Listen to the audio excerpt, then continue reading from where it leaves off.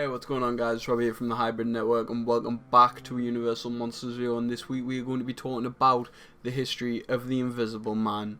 The Invisible Man was originally a novel by H.G. Wells with the main character Griffin. He studied optical density and knew he was onto something, so he quit with the university.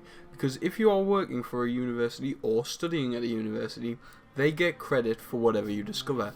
So here's a fun fact for you. Isaac Newton burnt his lab down so his university couldn't get any of his research. Now go out and tell your friends that after you've watched this video, and you'll be the coolest guy in the room. Back to the Invisible Man, however, and he creates the potion to invisibility. But he can't turn back, so he tries to find a cure.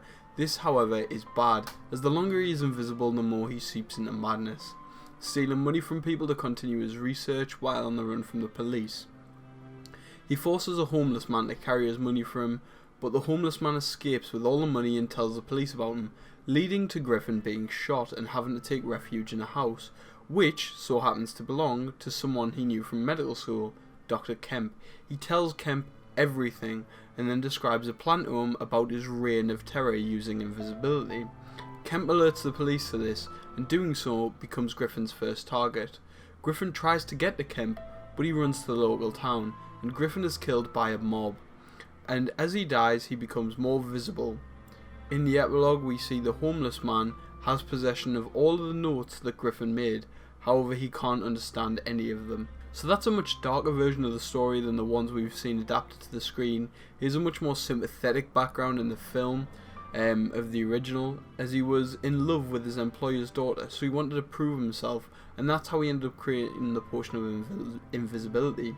He also manages to kill Kemp, but dies in a hospital after being shot, and apologizes for meddling in things he shouldn't have. The Invisible Man has appeared in many things, notably The League of Extraordinary Gentlemen, written by Alan Moore. Also, a lot of characters in TV shows that can turn invisible have the last name Griffin, paying homage to the incredible novel and film. And finally, current adaptations. Johnny Depp is also lined up to play the Invisible Man in the new Universal Monsters franchise, with his own film in the works and potentially a cameo in other films. Which Universal Monsters would you like to see me do next? Leave that down in the comments below. Remember to like, subscribe. I've been Rob from the Hybrid Network. Goodbye.